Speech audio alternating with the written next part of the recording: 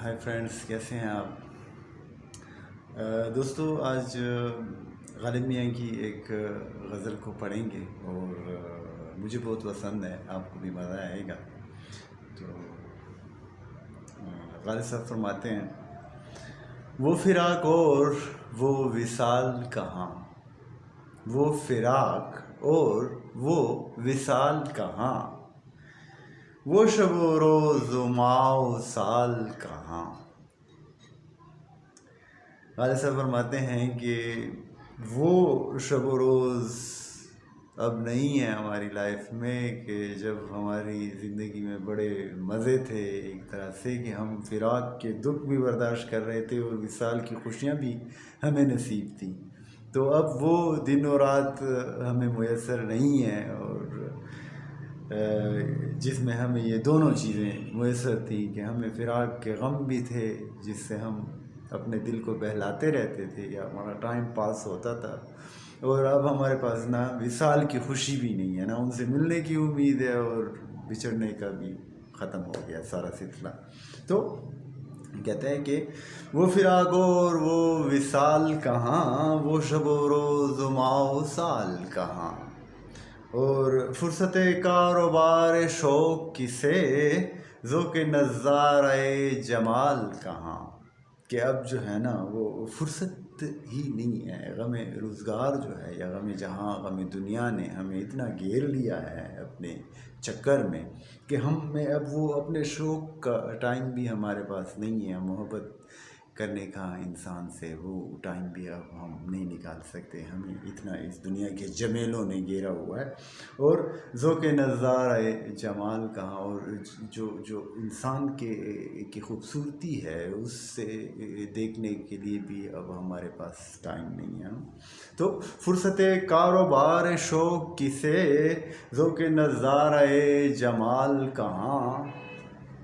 اور غالب میاں کی شعروں کے بہت سے معنی نکلتے ہیں، میں سارے معنی تو نہیں کر سکتا، لیکن مطلب جتنا میں سمجھ سکتا ہوں اور جتنا مجھے معلوم پڑتا ہے کہ کیا ہونا چاہیے تو وہ میں آپ سے شیئر کرتا ہوں۔ اب ذوق نظارۂ جمال کہاں کہ اس کے یہ بھی معنی نکل سکتے ہیں کہ آج کل لوگوں کو نا انسانوں سے محبت نہیں ہے، یا انسان کی خوبصورتی کی ان کے ذہن میں یا ان کے دل و دماغ پہ اثر نہیں کرتی اور ان کو متاثر نہیں کرتی، اور وہ انسان کی خوبصورتی اور انسان سے محبت نہیں کرتے بلکہ کاروباروں کے جو میلوں میں ہی لگے رہتے ہیں۔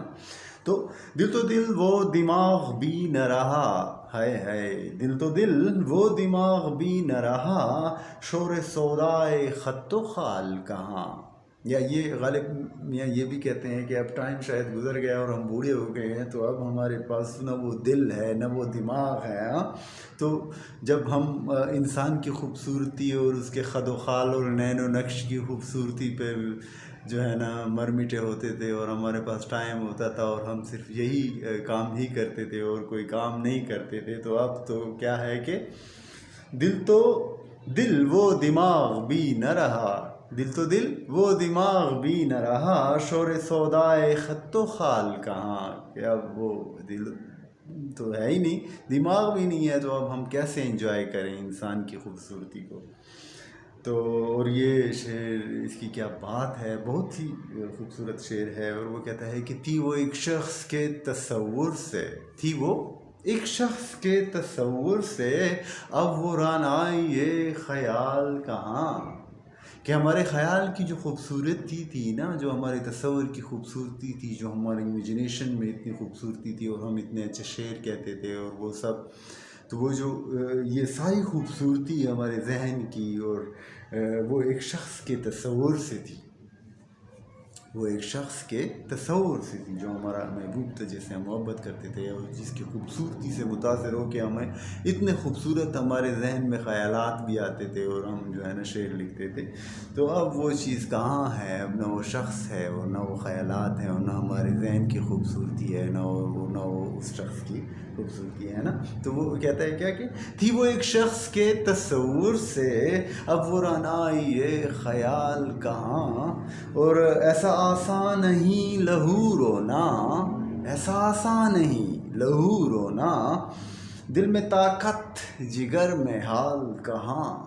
کہ لہو رونے کے لیے نا، غم کو برداشت کرنے کے لیے اور غم کا مقابلہ کرنے کے لیے آپ کے پاس طاقت تو ہونی چاہیے نا. اگر طاقت ہی نہیں ہے تو کیسے آپ برداشت کر سکتے ہو؟ تو اب جو ہے نا ہمارے دل اور جگر میں وہ طاقت کہاں ہے اور دل میں کہ ہم جو ہے نا لہو روئیں. ہاں تو کیونکہ یہ کوئی آسان کام تو ہے ہی نہیں. تو ایسا آسان ہی لہو رونا، دل میں طاقت جگر میں حال کہاں.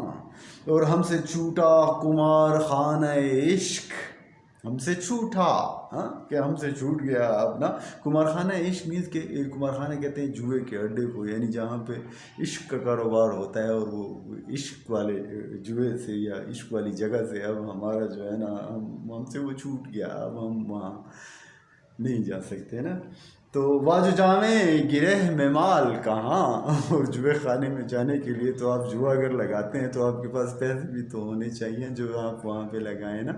تو کہتے ہیں کہ اب جو ہے نا عشق ہم اس میں بھی خرچہ کرنا پڑتا ہے. تو پھر وہ جو ہے نا اب ہم وہاں کیسے جائیں جب ہمارے پاس پیسے ہی نہیں ہیں. اور غالب میاں تو ہمیشہ قرض مقروض ہی رہتے تھے. تو کہتے ہیں کہ ہم سے چھوٹا کمار خانہ عشق، واجو جامیں گرہ میں مال کہاں. اور فکر دنیا میں سر کپاتا ہوں. واہ واہ کیا بات ہے غالب میاں کی، زبردست. کہتا ہے کہ فکر دنیا میں سر کپاتا ہوں، میں کہاں اور یہ وبال کہاں. تو غالب میاں جو تھے وہ تو فل ادبی آدمی تھے، اور قلم اور کتاب سے ان کا تعلق تھا. اور بیچارے ان کو جو ہے نا فکر دنیا میں سر کپانا پڑا. کیوں کہ روزی و روزگار اور اس کے چکر میں انہیں جو ہے نا بہت سے پاپڑ بیلنے پڑے، اور بہت سے اس میں اپنے آپ کو ان ٹائم بھی ان کا ویسٹ ہوا. ورنہ غالب جیسے آدمی کے لیے ہم اگر غالب میاں تو ایسے آدمی تھے کہ جن کو جو ہے نا بالکل ان کو کوئی کام کرنے بھی نہ دیا جاتا. ان کا یہ کام بھی بہت بڑا کام ہے. آج تک غالب جتنا عظیم شاعر پیدا ہوا ہی نہیں اور نہ ہو سکتا ہے. انہوں نے جو لینگویج کی خدمت کی اور جو خوبصورتی دی ہے اشعار کی، اور جو لینگویج کے خوبصورت انداز میں ہمیں غزلیں اور شعر، اور ہمیں جو انہوں نے خطوط دیے ہیں، تو یار کون کر سکتا ہے یہ اتنا کریٹیو مائنڈ. تو وہ ڈیزرو کرتے تھے کہ ان کی لائف تھوڑی سی آسان ہوتی، ان کو فکر دنیا میں سر نہ کپانا پڑتا. لیکن کیا ہے کہ لوگوں نے ان کی قدر نہیں کی ان کے جیتے جی. جیسے کہ اکثر ہوتا ہے کہ بڑے لوگوں کی قدر نہیں کی جاتی. کوئی بہت خوش نصیب ہوتے ہیں جن کو جو ہے نا اپنے ٹائم میں ہی مان لیا جاتا ہے. ورنہ اکثر غالب میاں کی طرح بیچارے جو ہے نا تکلیفوں، مصیبتوں اور پریشانیوں اور غربت میں لائف گزارتے ہیں، اور جب مر جاتے ہیں تو بعد میں احساس ہوتا ہے کہ وہ کتنا عظیم آدمی تھا. تو جو کہ غلط ریت و رواج ہے اس دنیا کا. تو اب وہ کہتا ہے، غالب میاں خود ہی فرما رہے ہیں، انہیں پتہ ہے کہ میں اس طرح کا بندہ تو نہیں ہوں نا کہ میں جو ہے نا وظیفوں کے پیچھے بھاگتا رہوں. مجھے تو جو ہے نا قلم کتاب اور شعر و شاعری، یا میں اردو کی خوبصورتی آپ کو بتاؤں، نئی لینگویج آپ کو سلیس اور اچھی اور پیاری سی لینگویج دوں. تو وہ کیا کہتا ہے کہ فکر دنیا میں سر کپاتا ہوں، میں کہاں اور یہ وبال کہاں. اور مقطع ہے غالب میاں کی غزل کا کہ مزمحل ہو گئے کوا غالب، مزمحل ہو گئے کوا غالب، وہ عناصر میں اعتدال کہاں. کہ اب جو ہے نا بہت کمزوری چھا گئی ہے اپنی فزیکلی ہم پہ، اور وہ جو عناصر میں ایک اعتدال ہوتا ہے جس کی وجہ سے صحت برقرار رہتی ہے اور مینٹلی اور فزیکلی بندہ فٹ رہتا ہے. تو وہ اب چیز کی تھوڑی سی کمی وہ غالب میاں محسوس کرتے ہیں استاد غالب. تو مقطع دوبارہ پڑھتے ہیں. وہ کہتے ہیں کہ مزمحل ہو گئے کوا غالب، وہ عناصر میں اعتدال کہا. تو لو یو غالب تقریب.